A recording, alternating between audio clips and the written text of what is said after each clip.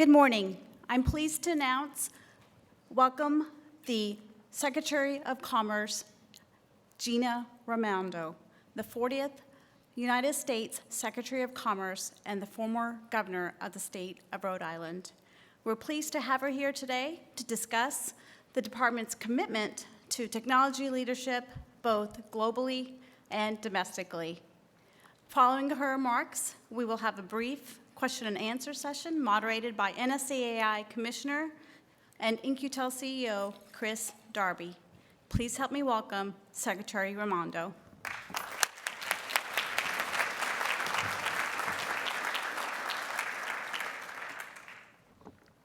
Good morning. It is wonderful to actually be here in person with all of you. Isn't this nice? It's like practically normal. Yes. And to those of you who are with us virtually, we welcome you as well, and we look forward to the day when we can all be together in person. So I want to thank Rama and thank the NSCAI for inviting me to speak today on such an important topic.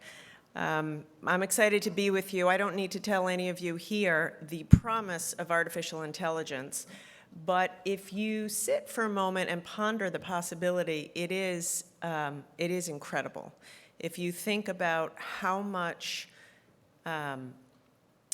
innovation of AI will drive improvements in healthcare, improvements in the way we deliver every kind of service, improvements in the way we teach our kids, improvements in really everything about what we do, it's an unbelievable thing to ponder.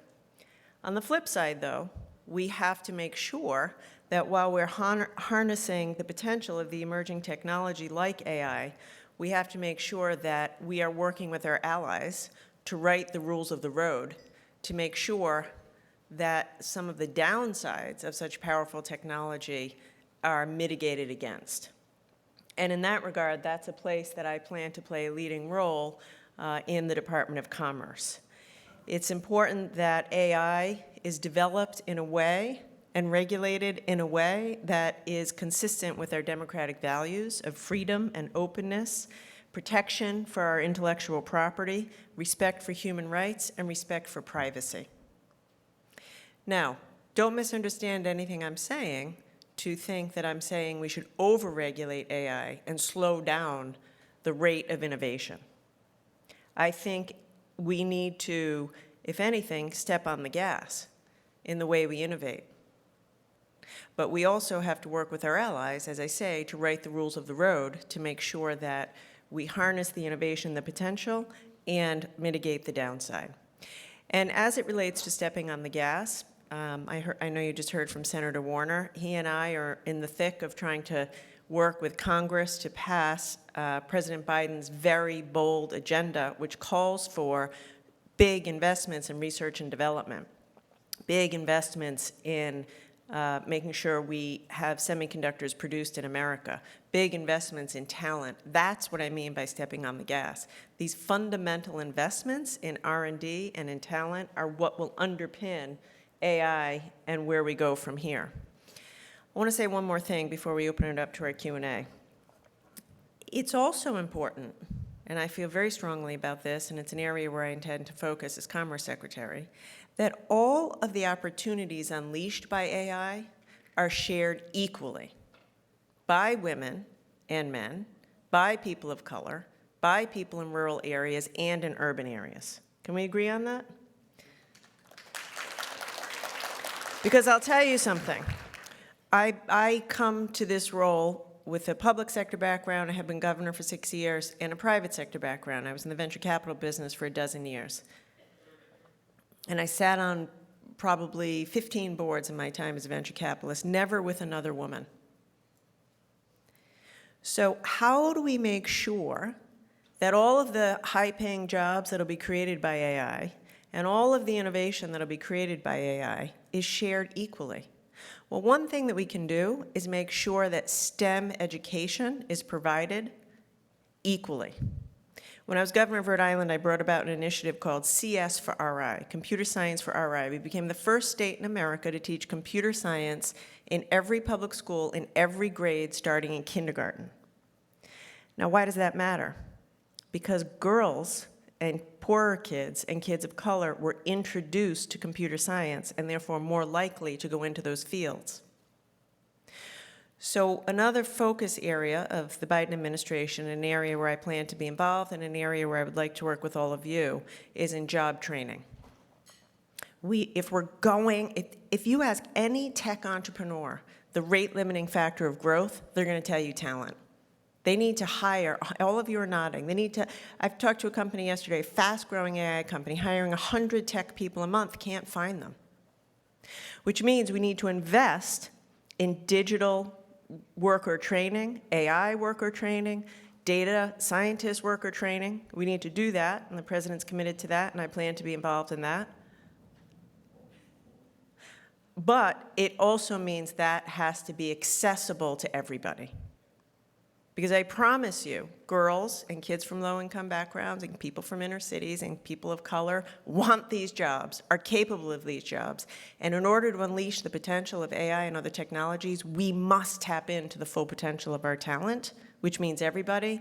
And that means we have to commit together to provide job training, apprenticeships, digital apprenticeships, AI apprenticeships, free community college, which is what the president's calling for, to everybody. And here's the final thing I'll say. None of what I said is possible, the R&D, the job training, the regulatory environment, unless I and the public sector work with you in the private sector. And I will tell you right now that I'm excited about this, and I'm deeply committed to engaging with you, soliciting your impact, and making sure you have a seat at the table in everything that we do. So thank you for having me.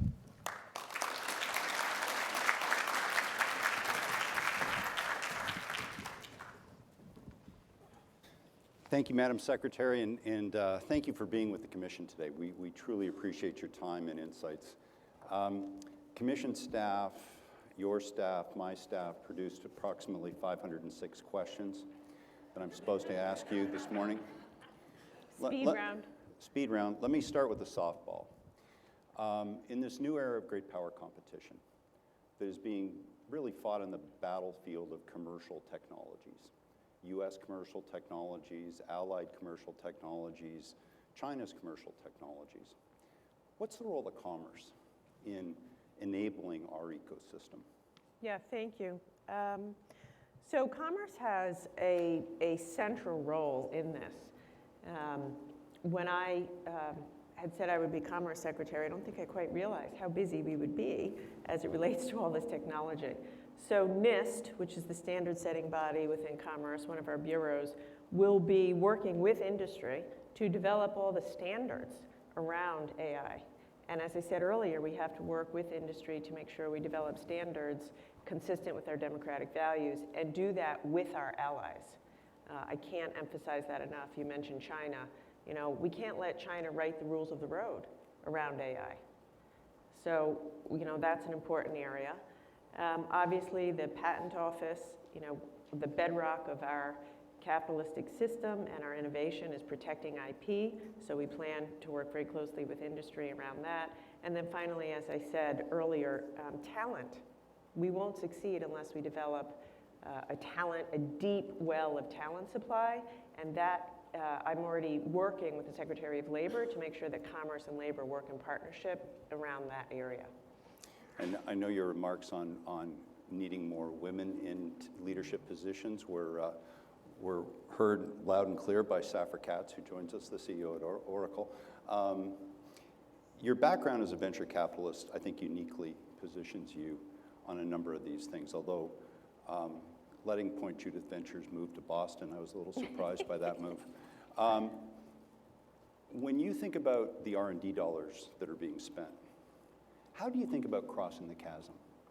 The Clay Christensen Challenge, we spend a lot of R&D dollars. How do we make the most out of the commercialization opportunities for those dollars? Yeah, so a few things. First, I don't think the federal government spends enough on R&D.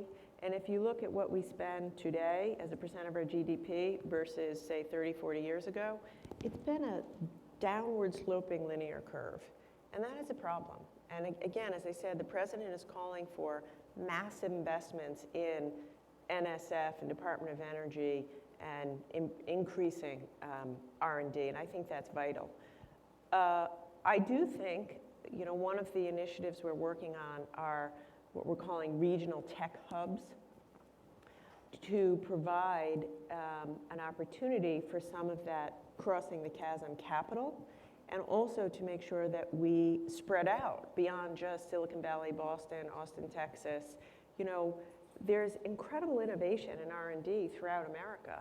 And so this focus on these regional tech hubs, something I did a lot of as governor, I think will also help to cross that chasm. It's not just the capital, but it's the relationships between industry and universities, industry and institutions of R&D. Senator Warner was on stage before us, and I would be remiss, therefore, in not asking you about microelectronics and 5G. How are you thinking about commerce's role? There's substantial money going into commerce for those things. And specifically, how do you balance security with innovation? Because we could have the most secure microelectronics out there, but if they are slower than everyone else's, that doesn't solve the problem either. So we need to stay innovative. How do you think about where commerce is going to invest in those areas and that balance of security versus innovation? Yeah. So a few things. You have to do both. You have to do both. We cannot sacrifice innovation for security, nor can we sacrifice security for innovation. That is a reality. There will be trade-offs. We have to optimize on both. Secondly, commerce will play a central role, probably the central role in the federal government as it relates to semiconductors. The semiconductor fund, which Senator Warner was a leader on, if it gets through the House, will come to the Department of Commerce. It's a $52 billion fund, which will be implemented by my team and I in order to stimulate the production of semiconductors in America, and also, importantly, investments in research and development. I would say, if you were to say to me what keeps me up at night, it's the prospect of this not getting through the Congress and it not getting through the Congress quickly enough. There is not a single entrepreneur here or large company who can do what they do without semiconductors. And it's a national security risk if we don't start producing more semiconductors in America. And it's clearly an economic risk. There's a great deal of focus on the fact that we've gone from 30% of global semiconductor production in America to 12%, and with good reason. I want to share with you another statistic, though, which I think is personally more alarming. 0% of leading edge chips are made in America right now. 0%. We have a single company in America making memory chips. So if you, like you, are excited about the innovation to come with emerging technologies, you have to recognize that semiconductors are the foundation of all of that innovation, and that's going to be probably the single greatest focus area of mine as Secretary of Commerce if and when Congress sends us the CHIPS Act money. Madam Secretary, I see I'm out of time, but I'm going to ask one last question. I'm an immigrant to this country, as are a number of the commissioners. And you've talked about the importance of engaging allies in all of these conversations. Can you tell us a little bit about what you're doing to engage and reinvigorate our relationships with those allies? Yeah, thank you for saying that. So we were over in Brussels a couple of weeks ago with the president. It was a fantastic trip. And there we launched the US-EU Trade and Technology Council, which I'll be co-chairing, the TTC, which was sorely needed and coming just in time after the past 4 years of alienating our allies. And in that forum, that will be a forum to tackle these issues. Of how do we innovate around the digital economy, AI, other emerging technologies, and together, as I said before, write the rules of the road so that privacy is protected, so that our IP is protected, so that countries around the world protect our IP, so that we don't unleash these technologies in ways that are used to conduct human rights abuses. We also have an opportunity to work more closely with the Quad countries, which is a huge opportunity. So The President is crystal clear and has directed us on his team to reach out to our allies. If we work, when we work with them, we will be stronger. And it's you know, as I said earlier, and I think one of you mentioned, there's great focus on China. We need to run faster. We need to invest in America, American workers, and we need to do that in collaboration with our allies. Since we're out of time, I would just like to thank you all. I have had the opportunity to read your report. As I said earlier, I have a commitment to working with industry, and I want to invite you to be in touch with me and my office. None of these issues are easy, but together I know we'll work through them. So thank you for having me. Please join me in thanking Secretary Raimondo.